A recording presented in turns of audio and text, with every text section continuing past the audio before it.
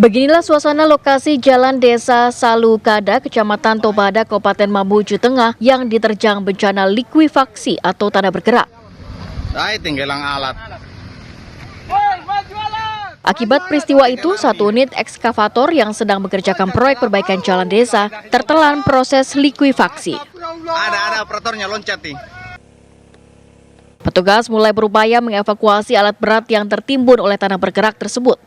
Namun karena kondisi lokasi layaknya danau, petugas mengevakuasi alat berat dengan cara menguras air dan lumpur yang menimbun alat berat tersebut.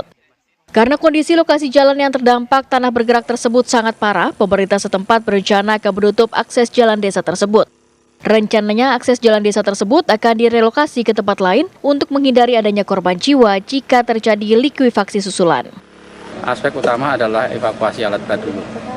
Kemudian kita memproteksi daerah itu supaya jadi larangan untuk beraktivitas. Nah, kemudian kita baru-baru itu mencari jalan alternatif untuk menjadikan jalan itu sebagai jalan alternatif kalau ini sudah tidak bisa dipakai. Akibat jalan desa terputus oleh bencana likuifaksi, hingga saat ini terdapat 3 desa yang terisolir. 1 desa di Kabupaten Mamuju Tengah dan 2 desa masuk wilayah Kabupaten Mamuju. Dari Kabupaten Mamuju Tengah, Sulawesi Barat, Kusni Kardi, TV One mengabarkan. Ya, untuk mengetahui bagaimana penanganan pergeseran tanah di Mamuju Tengah, sudah ada Kepala BPBD Mamuju, Pak Sigit Dwi Harsono. Selamat siang, Pak Sigit. Selamat siang, Mbak. Baik, Pak Sigit, bisa dijelaskan ini likuifaksi ini penyebabnya apa, Pak? Apakah memang kontur tanah di Mamuju Tengah ini bisa dikatakan tidak konturnya labil begitu, atau memang ada pemicu gempa misalnya? Baik, Mbak. Jadi ini sepengetahuan saya bahwa lokasi ini adalah lokasi memang pada dahulunya, karena saya dulu memang saya pernah membuka daerah situ, adalah lokasi gambut. Jadi rawan gambut awalnya, kemudian itu dipakai untuk lahan transmigrasi, kemudian ada di situ jadi lahan pekarangan dan lahan usaha. Nah, pada saat itu memang kondisi bisa kering, artinya aman-aman saja pada saat itu. Itu sekitar seputaran tahun 91 sampai 95. Nah, 95 ke atas dipakai oleh teman-teman transmigrasi sampai tahun 2000 itu aman-aman saja. Umpama ada banjir, itu banjir paling banter hanya sebesar 1 lutut hilang. Itu yang berangkat dari Sungai Salwada banjirnya. Nah, terakhir ada euforia kaitan dengan penanaman sawit. Dari hulu ke hilir itu hampir semuanya teman-teman bertanam sawit. Kemudian ada fenomena yang sedikit lain. Banjir sekarang berangkat dari Sungai Lumu masuk ke wilayah Tobada 7 tadi.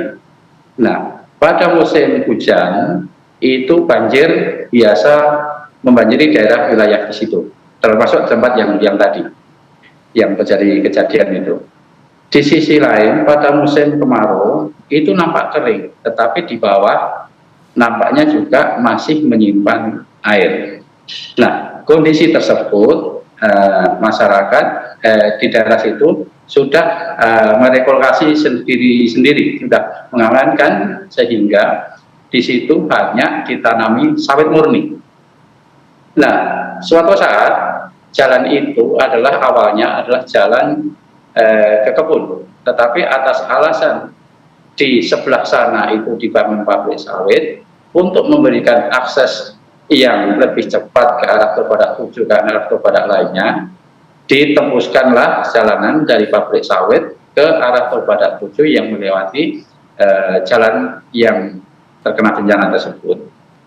Nah, sebenarnya itu jalan itu sudah, si wilayah itu sudah 3 kali mengalami proses penimbunan, tetapi titik terakhir kemarin itu baru sudah ditimbun sekitar 200 rit, karena baru tadi saya diskusi sama CM PT perusahaan MUL, itu tanah turun terus. Kemudian pada hari Sabtu kemarin itu akan dilakukan penyusunan cerucuk, sehingga ekskavator ada di situ. Tiba-tiba itu tanah dari kanan dan kiri bergerak, kemudian terjadilah ekskavator amblas, pohon sawit juga amblas. Nah, oleh karena itu terjadilah yang dinamakan pergerakan tanah yang membuat sedikit bencana yang ada di wilayah tersebut. Begitu rentetannya, Mbak. Oke, Pak Sigit, apakah evakuasi ekskavator ini sudah dilakukan? Sebetulnya sudah, Mbak. Dari beberapa hari yang lalu itu sudah, bahkan tadi malam itu kami sudah menggunakan 3 ekskavator. Tetapi sampai tadi malam itu hasilnya nihil.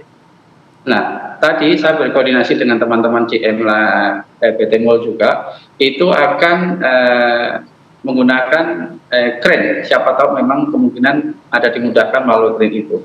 Tapi pada saat ini masih berupaya untuk menggunakan 3 ekskavator itu dulu. Baik, terima kasih banyak Pak Sigit Dwi Harsono selaku Kepala BPBD Mamuju. Semoga bisa segera ya Pak dievakuasi ekskavator dari sana. Terima kasih Pak, selamat siang.